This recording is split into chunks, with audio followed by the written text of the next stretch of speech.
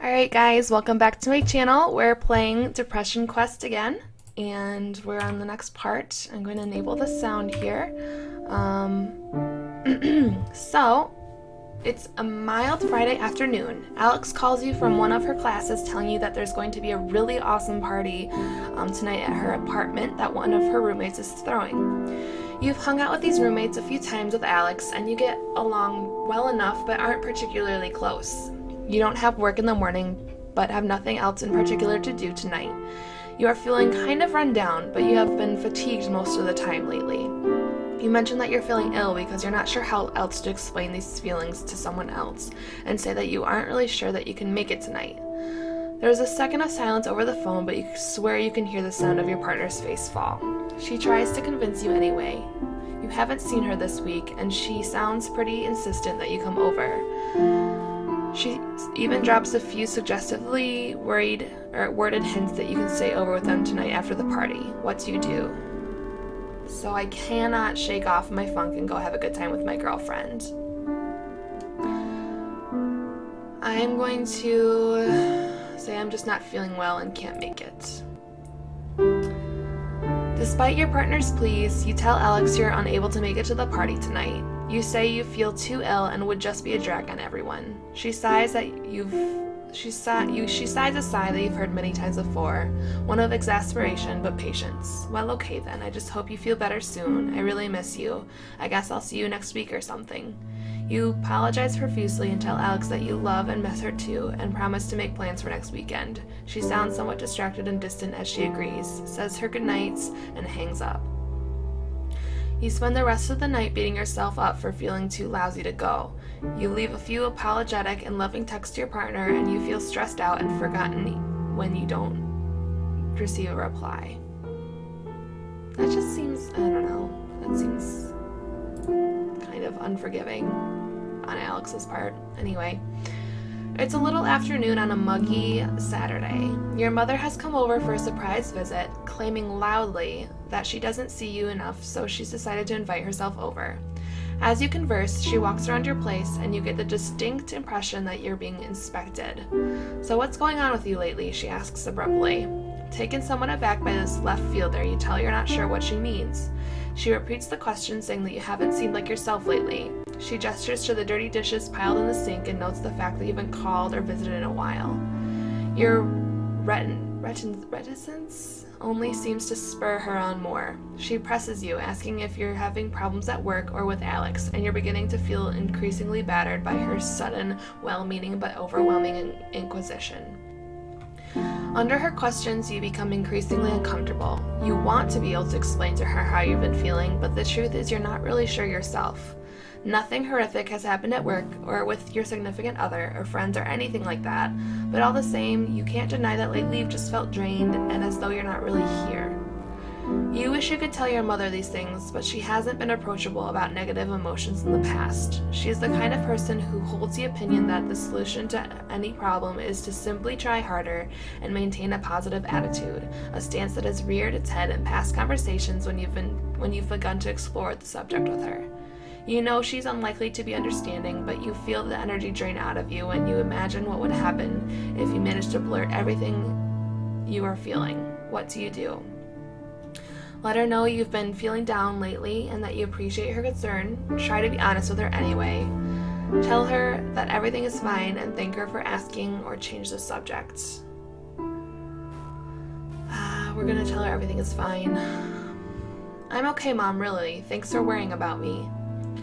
Your mother looks at you from across the room with furrowed brows, and you wonder if the tone in your voice was the least bit convincing. She slightly opens her mouth as though she was about to say something more, but instead she digs through her purse for her cell phone, having apparently decided against it. Well, as long as you're okay, honey, her voice trails. As your mother returns to what amounts to more or less small talk, you realize that this part of the conversation has happened a lot lately. Someone will express concern for you or ask if you're okay out of seemingly nowhere. You tend to find that it's simpler to just declare that you're okay than to find the right words for complicated and murky feelings. Besides, since none of them are in reaction to a specific event, maybe you really are okay and just complaining about nothing anyway. Sometimes when you insist that you're okay to those who ask, you have to wonder if you're trying to convince them or yourself. It's a lazy Sunday morning. Is that a cat? I think that's a cat.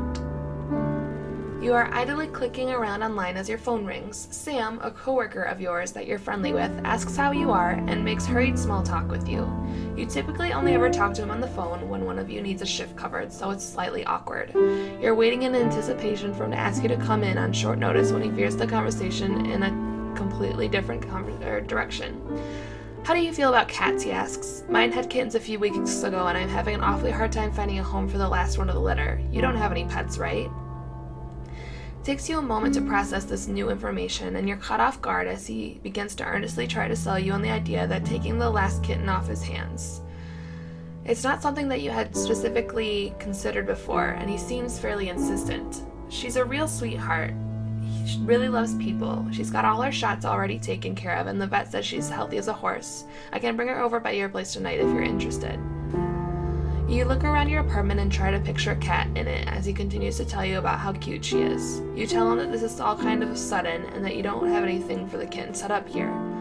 Oh, don't worry about that. I can bring over a litter box and food and all that since you'll really be helping me out of a fix. It's the least I can do. I just don't want to have to put her in a shelter.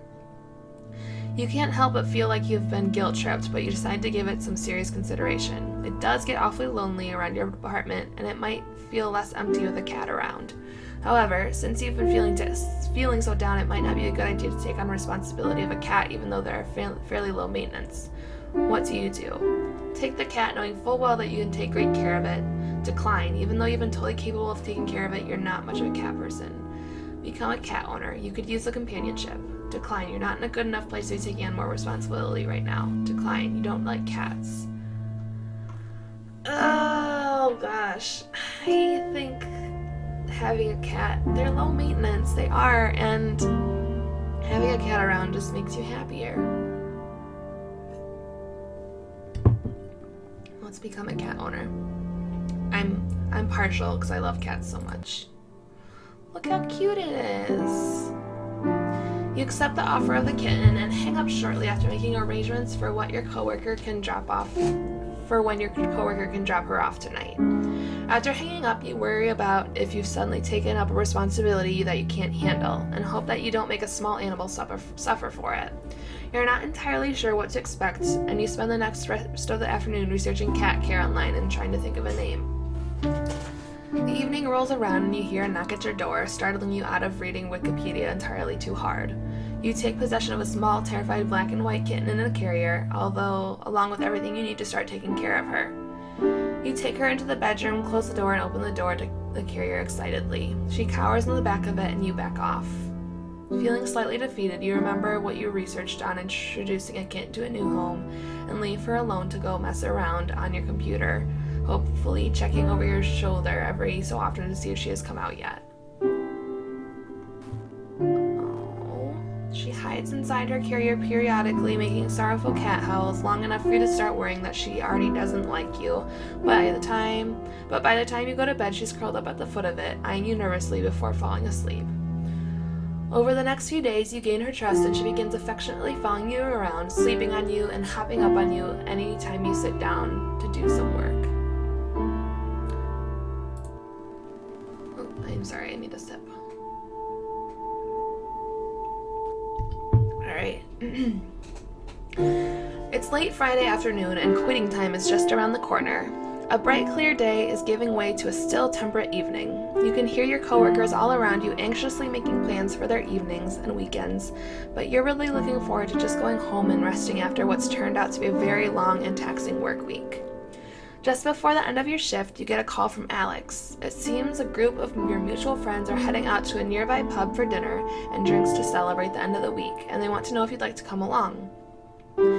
You tentatively tell her that you're emotionally exhausted from the work week and a social outing like that would just take too much out of you today.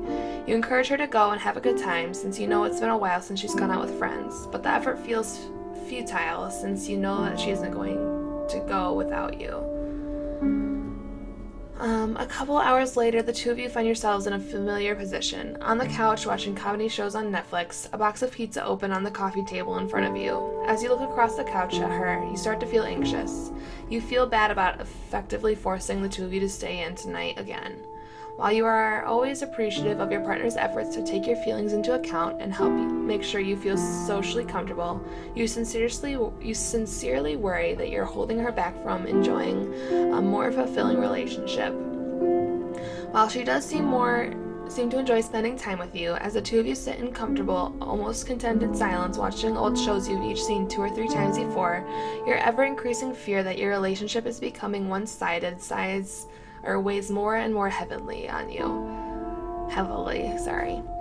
You feel more than ever like a burden or a ward to her, and it's virtually impossible for you to see what value you could possibly offer to her in return. Worst of all, this nagging fear has made you feel more self-conscious than ever, withdrawing ever inwards, and you start to pull away even from Alex herself. What do? You know, despite the bad times, your girlfriend sincerely loves you. Relationships are a two-way street, and you resolve to always be there for her like she has been for you. Tell Alex how important she is to you and enjoy your evening. Ask Alex if she's happy with your relationship. Don't say anything. You're already worried about her being upset with you. Gosh, this is hard. I say that honesty is the best policy. Even though sometimes it's hard, but I feel like this is a good place, a safe place to ask Alex if she's happy with the relationship. Netflix. You look over at Alex, who hasn't noticed you watching her yet, and you try to parse the expression on your face. You worry that it's one of sheer boredom and bare tolerance. You wonder if she's thinking about all the fun things she could have been doing tonight if she wasn't trapped on this couch with you, ordering from one of the same 3 takeout places that you always order from. A sense of disappointing her creeps over you as you picture what the night would have been if you had just accepted the invitation she had made earlier. I know this is a pretty boring Friday night for you. Are you really happy being with me, being like this? She turns to look at you, forehead wrinkled. Why do you ask me that so often? You feel her body stiffen and pull away from yours just a little. Well, I mean, you start, but you are unable to try and think of how to answer. It's probably silly, but it's reassuring when I hear that we're on the same page. I want to make sure I'm right for you. I know it's not what you'd usually be up to. I don't know, I guess I get kind of worried that you're getting bored sometimes. Never mind. I guess I get kind of worried that you're getting bored sometimes. We're going to choose that one.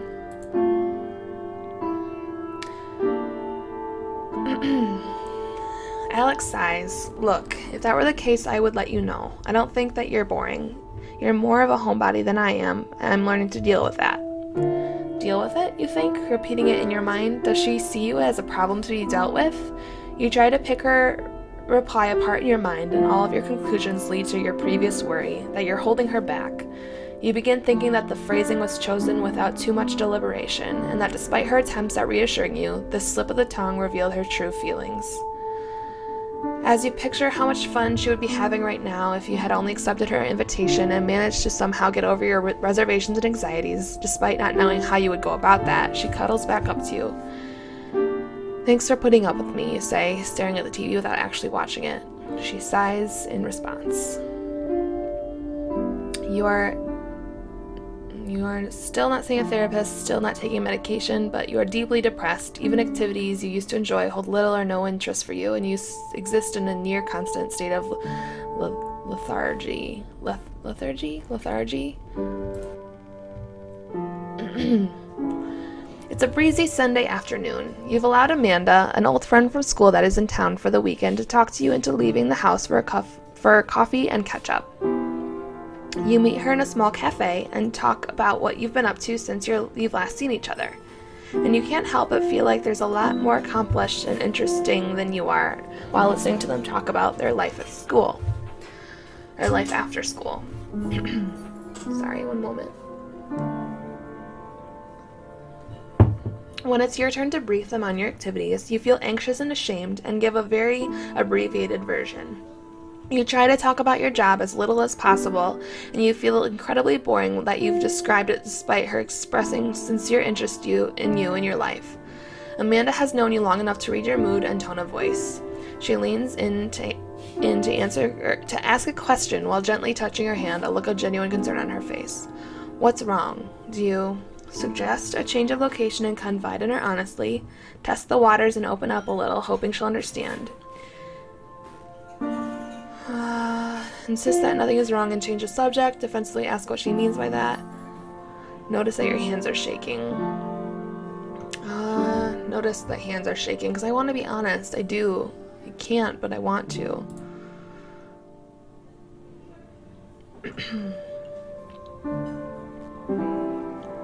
It's such a small question, but it feels like a blow to the gut. You surprise yourself when you realize that your tightly clenched fists are now beginning to shake slightly. Despite your best efforts, you feel tears begin to sting at your eyes. You try to disguise this by tilting your head up and praying that they'll suck back in. She suggests that you two get out of there and you feel mortified. She offers to go back to your apartment with you, and the two of you end up talking in her car for 2 hours as the words just pour forth from you. Amanda seems unsure of what to say at times, but she listens and rubs your back as you sob and talk. She asks if you've gone to a doctor about this, and you admit that you haven't. She mentions that her mother is seeing a very good therapist in town and offers to ask her about it. You're not thrilled about the idea of going to a therapist, and even thrilled that Amanda might be telling someone about your problems, but she persists and tells you she'll email you the doctor's contact information later in the week.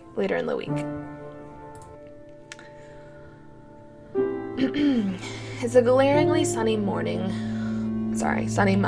and one of the few days that your brother Malcolm is in town and free long enough for you two to actually see each other. You have a dental appointment that day, but you make plans for him to pick you up afterwards. Your appointment takes a little longer than expected because your dentist tells you that you started grinding your teeth in your sleep to a worrying degree. Given how nearly everything in your life has been feeling enormous and stressful lately, this doesn't come as a surprise to you. He suggests that you try to reduce your stress levels and fits you for a night guard. It feels awkward and too big for your mouth, and you feel embarrassed looking at your puffed out face in the mirror with it in. You finish up the appointment in a hurry and leave about a half an hour overdue from meeting your always punctual brother in the parking lot. You finish up as quickly as possible and leave the building to scan the parking lot for your brother's car, but you don't see his old Civic anywhere. You pass by a blue Camaro and jump as it beeps at you, causing you to jump in surprise. What? It takes you a moment to realize it, but it's Malcolm in the driver's seat. You hop in the passenger seat and compliment him on his new ride, and he mentions that it's a perk of a promotion he recently obtained at work. He starts telling you about how much more money he's making and his career is really taking off, and how he's starting to look at houses with his wife soon. You clutch the bag containing the night guard in your hand and feel yourself clench your teeth as you think of your crummy apartment and how long it's been since you've been able to take a day off work without having to worry about making ends meet. He's only 2 years older than you, but it feels like eons ahead of you in every other aspect of your lives. So, he asks, how did your appointment go? Did you get drilled full of holes or what? A sense of shame creeps over you. Laugh about your dorky night guard with your brother. Tell him about the night guard and why you need it. Lie. Tell him it was a routine cleaning.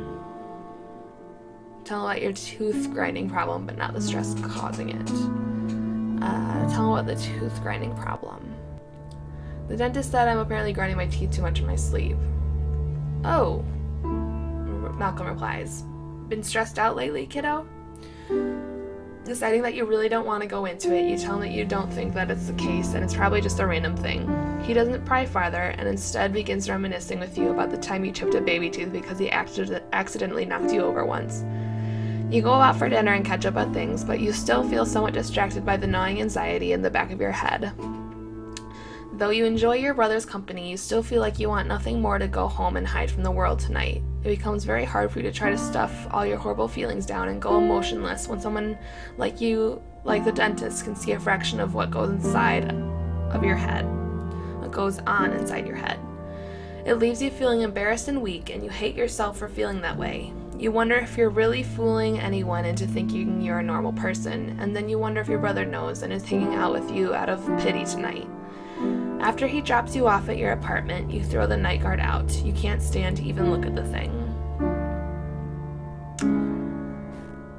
Okay.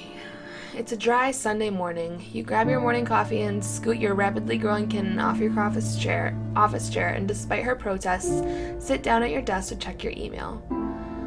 A new message pops up in your inbox, and almost as soon as you do, A new message pops up in your inbox almost as soon as you do. It's from Amanda, and you remember your meeting at the cafe and awkwardly bringing up your feelings to her.